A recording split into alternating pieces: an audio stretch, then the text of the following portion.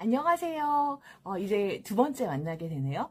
저희가 2023년 12월에 만나고 2024년에 다시 만나게 되네요. 횟수로는 벌써 1년이에요. 새해 복 많이 받으세요.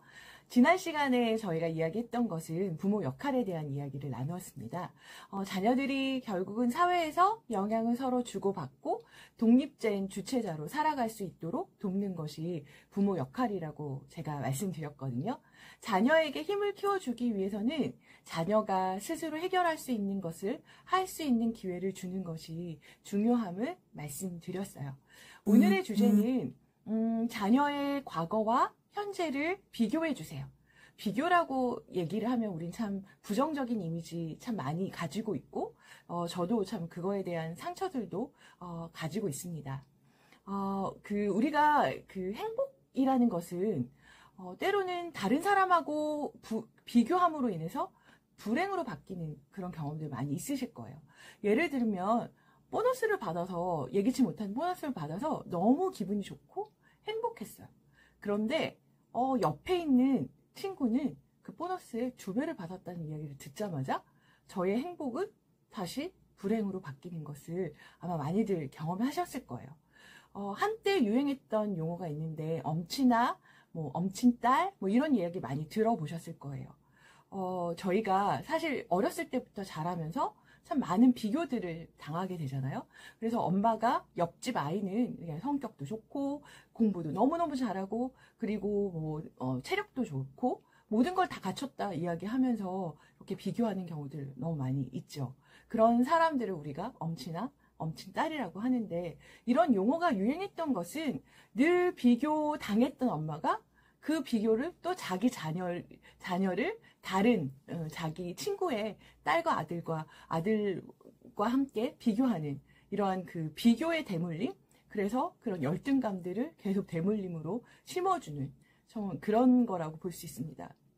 그래서 이렇게 엄친아나 엄친딸과 비교하는 것은 그 아이들에게 그렇게 좋지 않다는 건 우리 모두 다 알고 있을 거예요. 그런데 어느 사이에 늘 비교를 당했던 저는 또 이렇게 비교하게 되죠.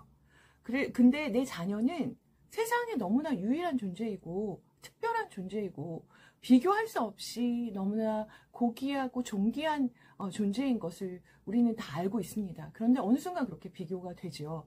저도 어렸을 때 엄마가 공부 잘하는 엄마 친구 딸과 비교 당했던 경험이 있습니다. 더 나아가서 그 딸과 비교하면서 어머니 아마 마음에 이렇게 조금 격하셨나 봐요. 바보라는 이야기를 들었던 경험도 있습니다. 그런 말을 들으면 자녀들이 자극받아서 더 열심히 공부하게 될까요? 더 성장하려고 할까요? 사실은 그 결과는 반대인 것을 저희는 너무나 다 잘 알아요. 그런데 늘 비교를 당했던 저희는 어느 사이에 모르는 순간 비교하는 것을 보게 됩니다. 비교를 당하게 되면 어떻게 되냐면 부족한 자신의 그 모습에 굉장히 위축이 되고요. 그리고 비교한 그 엄친아 엄친딸들을 미워하게 되고 더 나아가서 증오하기까지 되게 됩니다. 그럼 아이들에게 성장에 정말 도움이 되지 않는 이런 것들인데요. 그러면 자녀의 성장을 도우려면 어떻게 하면 좋을까요? 자녀의 과거와 현재를 비교해 주세요. 그러니까 예를 들면 물을 혼자서 따르지 못했던 아이가 지나고 보니까 이제는 혼자서 따르게 되고 미끄럼틀 타는 것을 너무나 무서워했던 아이가 이제는 혼자서 너무나 미끄럼틀을 잘 타고 그 다음에 곱하기를 못했던 아이가 이제는 능숙하게 곱하기를 하고 1년 전에 자녀와 비교할 수 없게 지금 많이 성장한 것들을 볼 수 있을 거예요. 새해가 됐으면 이제 새해가 됐는데 이 비교를 넘어가서 한번 올 한 해 목표를 자녀들과 함께 세워보시면 어떨까요? 예를 들면 4발 자전거 타던 아이가 올해는 2발 자전거를 난 해볼 거야. 이런 거. 그 다음에 피아노 바이엘을 치던 아이가 이번에는 내가 체르니를 시작해 봐야지. 이런 것. 한 달에 나는 책 5권을 읽을 거야. 이런 것들을 계획할 수 있습니다. 근데 이때 중요한 것은 아이들에게만 계획을 짜게 하는 것이 아니라 부모님도 함께 2024년에 목표를 세워보면 어떨까요? 온 가족이 그 목표를 세워서 거실에 한번 붙여놓아 보세요. 그리고 서로의 성장을 위해서 격려하는 시간을 가져보세요. 이렇게 아이들하고 이렇게 목표를 세우는 것만으로도 상당히 기대감을 갖게 되죠. 그리고 이 목표가 목표로 끝나지 않도록 구체적인 계획을 세우시는 것도 굉장히 도움이 많이 됩니다.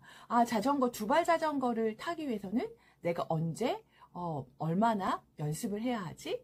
그 다음에 내가 책을 한 해에 몇 권 읽기 위해서는 일주일에 얼마나 읽어야 하지? 이런 것들을 구체적인 계획을 일 단위로 한번 세워보는 겁니다.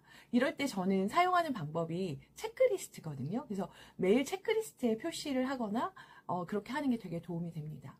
그리고 온 가족이 일주일에 하루 모여서 한 주 동안 우리가 했던 것들에 대해서 함께 나누어 보면 좀 좋을 것 같아요. 부모님들이 때로는 바쁘셔서 그런 것들 잘 못한 경우도 있으실 거예요. 그런데 아이들은 오히려 그걸 굉장히 기뻐해요. 우리 엄마도 우리 아빠도 이렇게 못할 수도 있구나. 그러면서 엄마가 못했던 걸 솔직히 나누면서 그래서 내가 다음 주에는 이거에 2배를 할 거야. 뭐 이런 이야기를 하면서 함께 노력하는 모습들을 같이 공유할 수 있을 거예요. 그래서 이렇게 같이 온 가족이 함께 성장하는 공동체를 만드시면 어떨까 합니다. 저는 모든 사람들에게는 좀 더 성장하고자 하는 욕구가 있다고 생각해요. 그런데 내가 도달할 수 없는 엄친 아를 이렇게 비교하게 되면 이러한 성장의 욕구가 꺾이게 됩니다. 그래서 자녀에게 좋은 것은 지금의 과거의 모습과 현재의 모습을 비교해보고 그다음에 앞으로 어떤 방향으로 나아갈지 계획을 세워보는 것. 이런 것은 자녀가 성장하는 그런 욕구를 갖는데 상당히 많이 도움이 될 거라고 생각합니다.